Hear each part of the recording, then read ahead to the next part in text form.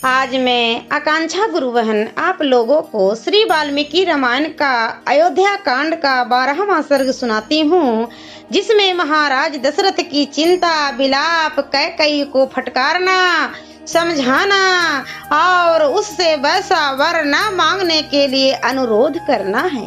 कैकेयी का कठोर वचन सुनकर महाराज दशरथ को बड़ी चिंता हुई।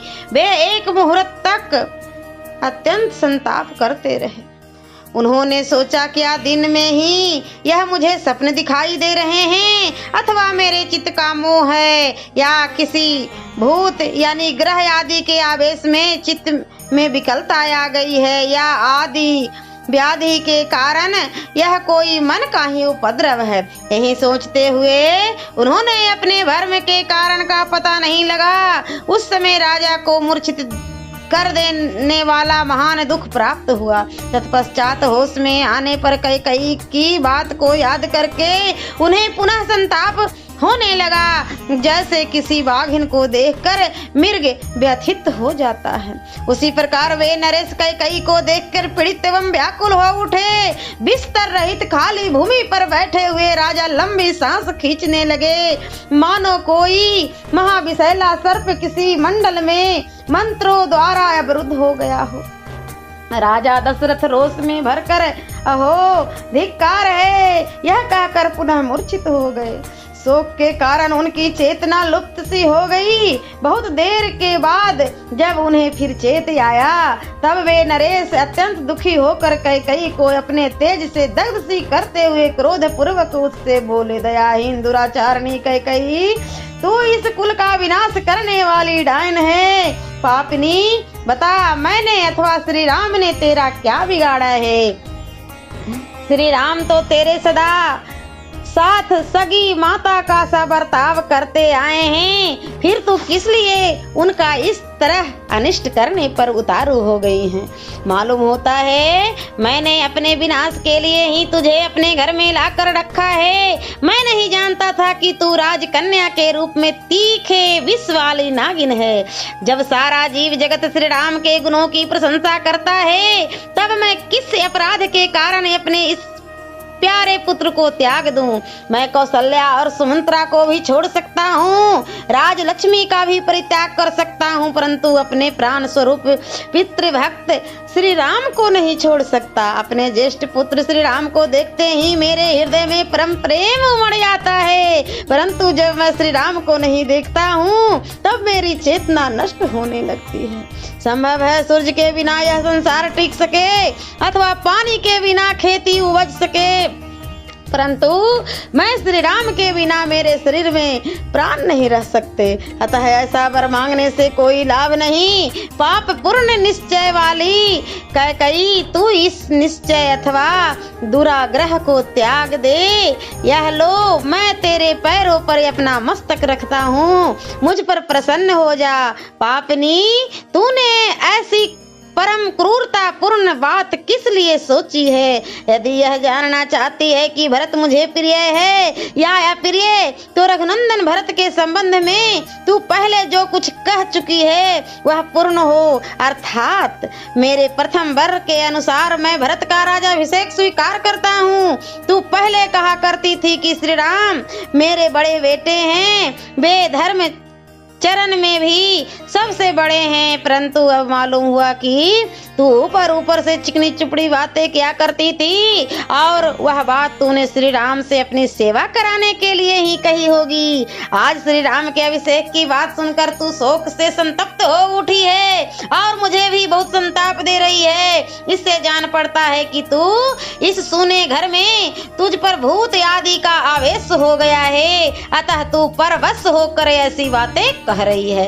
देवी, न्यायशील इक्ष्वाकु वंश में यह बड़ा भारी अन्याय आकर उपस्थित हुआ है, जहाँ तेरी बुद्धि इस प्रकार विकृत हो गई है। विशाल लोचने, आज से पहले तूने कभी कोई ऐसा आचरण नहीं किया है जो अनुचित अथवा मेरे लिए अप्रिय हो, इसलिए तेरी आज की बात पर मुझे विश्वास नहीं होता। तेरे लिए तो श्री राम भी महात्मा भरत के ही तुल्य हैं। बोले, तू बहुत बार बातचीत के प्रसंग में स्वयं ही यह बात मुझसे कहती रही है। भीरू स्वभाव वाली देवी उन्हीं धर्मात्मा था और यशस्वी श्री राम का 14 वर्षों के लिए वनवास तुझे कैसे अच्छा लगता है, जो अत्यंत सुकुमार और धर्म में दृढ़ता पूर्वक मन लगाए रखने वाले हैं, उन्हीं श्री राम को वनवास देना तुझे कैसे रुचिकर जान पड़ता है। अहो तेरा हृदय बड़ा कठोर है। सुंदर नेत्रों वाली कैकई जो सदा तेरी सेवा शुश्रूषा में लगे रहते हैं, उन नयनाभिराम श्री राम को देश निकाला दे देने की इच्छा तुझे किस लिए हो रही है।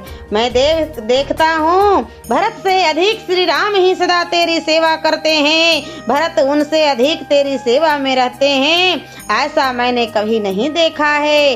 नरश्रेष्ठ श्री राम से बढ़कर दूसरा कौन है जो गुरुजनों की सेवा करने, उन्हें गौरव देने, उनकी बातों को मान्यता देने और उनकी आज्ञा का तुरंत पालन करने में अधिक तत्परता दिखाता हो। मेरे यहाँ कई सहस्त्र स्त्रियां हैं और बहुत से उपजीवी भृत्यंजन हैं, परंतु किसी के मुंह से श्री राम के संबंध में सच्ची या झूठी किसी प्रकार की शिकायत नहीं सुनी जाती। पुरुष सिंह श्री राम समस्त प्राणियों के शुद्ध हृदय से संतावना देते हुए प्रिय आचरणों द्वारा राज्य की समस्त प्रजाओं को अपने वश में किए रहते हैं। वीर श्री राम अपने सात्विक भाव से समस्त लोगों को दान के द्वारा दिज्यों को सेवा से गुरुजनों और धनुष बाण द्वारा युद्ध स्थल में शत्रु सैनिक को जीतकर अपने अधीन कर लेते हैं।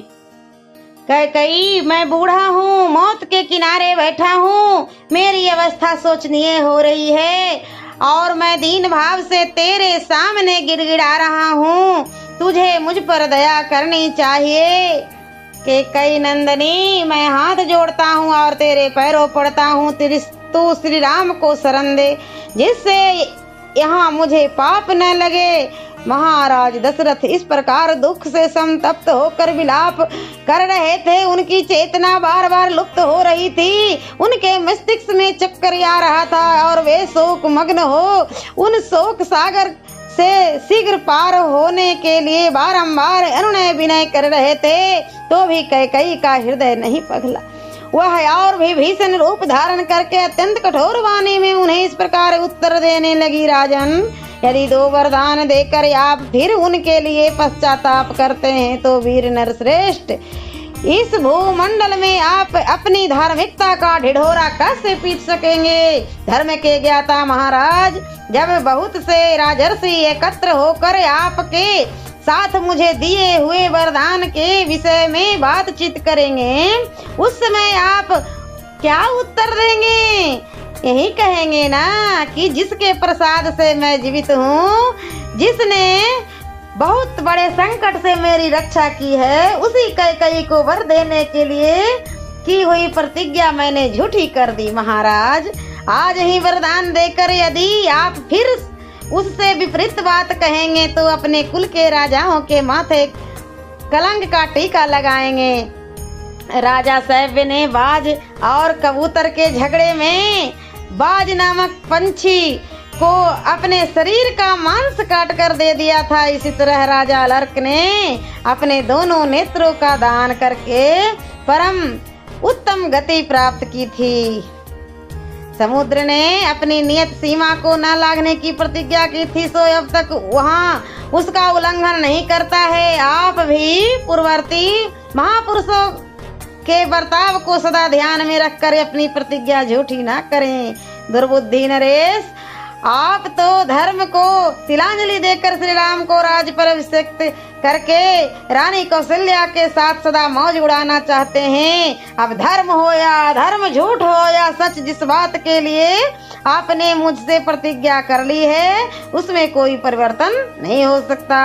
यदि राम का राज्याभिषेक होगा तो मैं आपके सामने आपके देखते देखते आज ही बहुत सा विष पीकर मर जाऊंगी।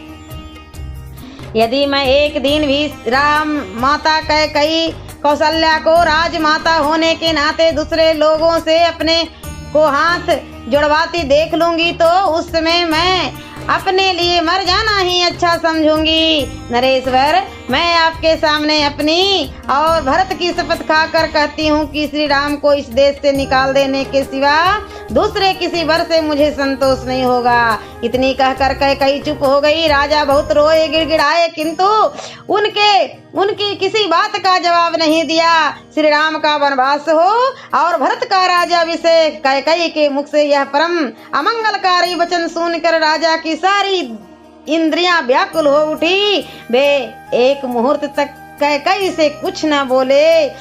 उस अप्रिय वचन बोलने वाली प्यारी रानी की ओर देखकर एक टक दृष्टि से देखते रहे। मन को अप्रिय लगने वाली कैकई की यह वज्र के समान कठोर तथा दुख शोकमयी वाणी सुनकर राजा को बड़ा दुख हुआ। उनकी सुख शांति छिन गई। देवी कैकई के उस घोर निश्चय और किए हुए शपथ की और ध्यान जाते ही वे हा राम कहकर लंबी सांस खींचते हुए कटे वृक्ष की भांति गिर पड़े। उनकी चेतना लुप्त सी हो गई। वे उन्मादग्रस्त से प्रतीत होने लगे। उनकी प्रकृति विपरीत सी हो गई। वे रोगी से जान पड़ते थे। इस प्रकार भूपाल दशरथ मंत्र से जिनका तेज हर लिया गया हो, उस सर्प के समान निश्चेष्ट हो गए। तदंतर उसे उन्होंने दीन और आतुर वाणी से कैकई से इस प्रकार कहा, रही तुझे अनर्थ ही अर्थ सा प्रतीत हो रहा है। किसने तुझे इसका उपदेश दिया है? जान पड़ता है कि तेरा चित्त किसी भूत के आवेश से दूषित हो गया है। पिचास ग्रस्त नारी की भांति मेरे सामने ऐसी बातें कहती हुई तो लज्जित क्यों नहीं होती? मुझे पहले इस बात का पता नहीं था कि तेरा यह कुलांगनोचित शील इस तरह नष्ट हो गया है। बाल अवस्था में जो तेरा शील था उसे इस समय मैं विपरीत सा देख रहा हूँ। तुझे किस बात का भय हो गया है जो इस तरह का वर मांगती है? भरत राज सिंहासन पर बैठे और श्री राम वन में रहे, यह तू मांग रही है? यह बड़ा असत्य और ओछा विचार है।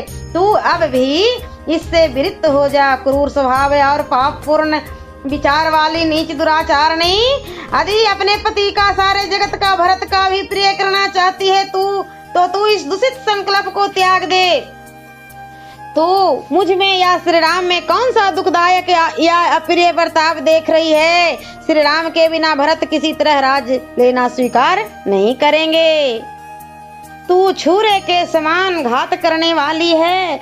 बातें तो मीठी मीठी करती है परंतु वे सदा झूठी और सद्भावना से रहित होती है। तेरे हृदय का भाव अत्यंत दूषित है तथा तू अपने कुल का भी नाश करने वाली है। इतना ही नहीं, तू प्राणों सहित मेरे हृदय को भी जलाकर भस्म कर डालना चाहती है। इसलिए मेरे मन को नहीं भाती है। तू पापिनी का जीवित रहना मैं नहीं सह सकता।